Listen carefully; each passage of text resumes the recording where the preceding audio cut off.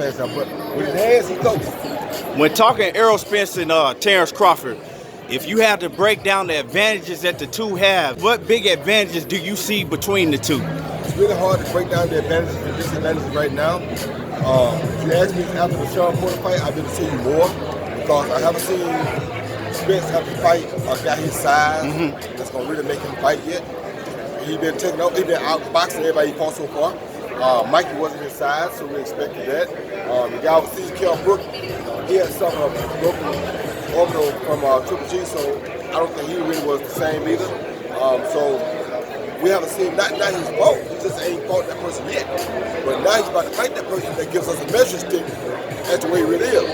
After I see what he does with Sean, then I probably give you a little bit better of a breakdown on how I see fight going. So right now, I don't know.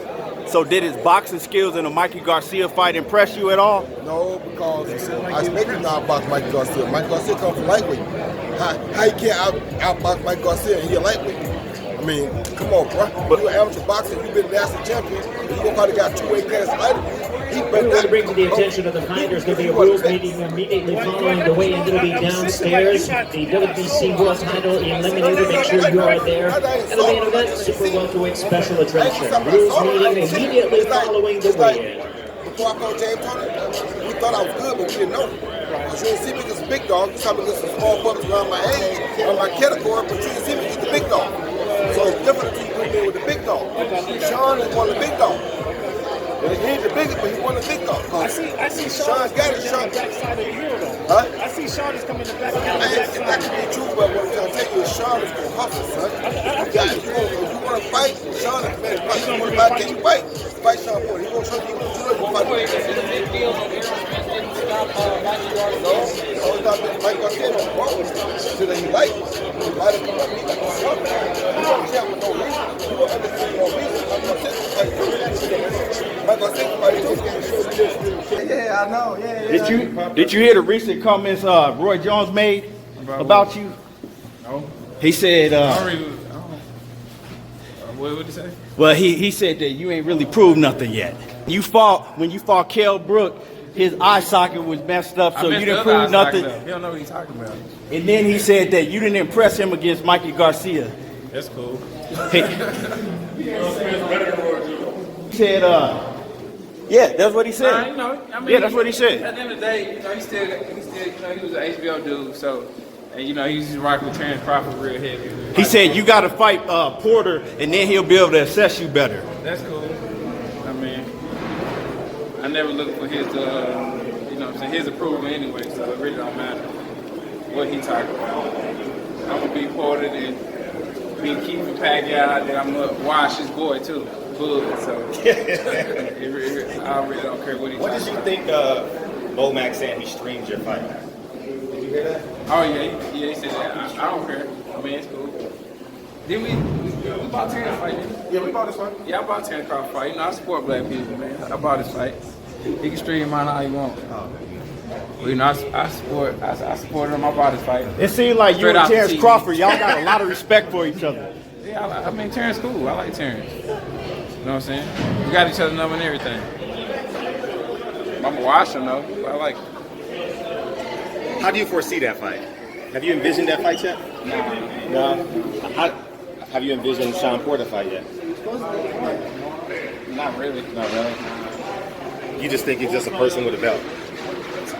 Yeah, he is a person with a belt. But I mean, he's a good friend. I can't put him down. And he's gonna fight. He's gonna fight his ass off for sure. That's what you ain't doing that Saturday morning. I'm doing that event in Houston. You're not doing that. I ain't doing 100 black people. Yeah. It's gonna be like Booker that you described, he's beyond infinitely talented and dangerous in that particular style of fight. So you had all these different skills, but when Errol Spence goes into that mode, that's still a different animal, isn't it? It is a different animal, but like Tony just said, when you got skill to do it all, then you could do whatever necessary to kind of diffuse that fire. That's why we all lean toward Crawford in the beginning, because we know that he can do, we've seen him do several different things in the ring. He has different facets of his game that we've already seen on display. We know Earl has one real facet, It's good, but it's just that one. If you can make him go back like Ugas did earlier, it could be problematic for him. If you can make him shift sometime before he punches, it could be problematic for him. So like I said, the problem is that can he hit hard enough to make Crawford stay off of him? Or is Crawford going to impose his will and push him back?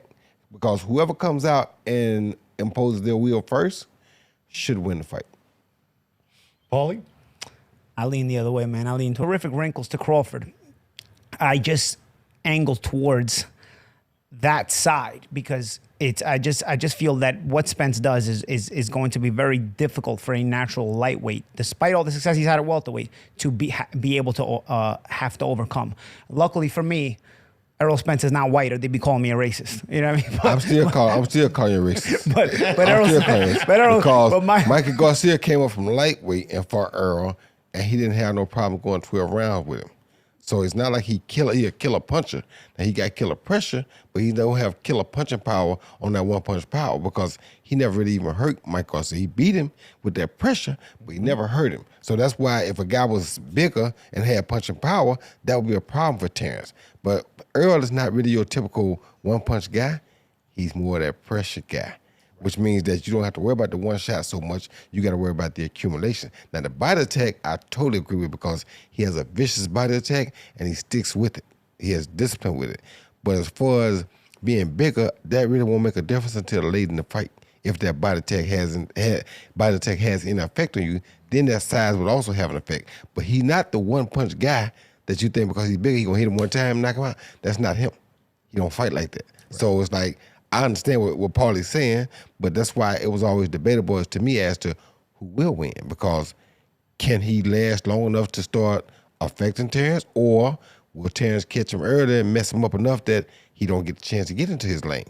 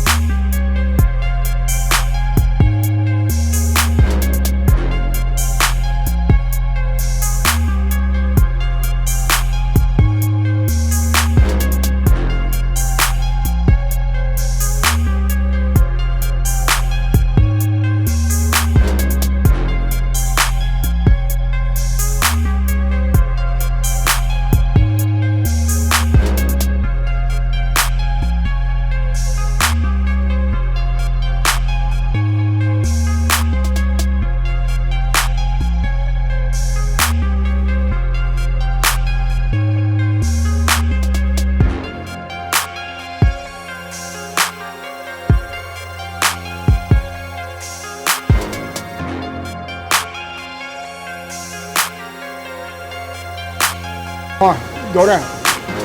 1, 2, 3, 4, 5, work. Work, EJ. Easy work. 1, 2, 3, 4, 5. Let's go, champ. Work.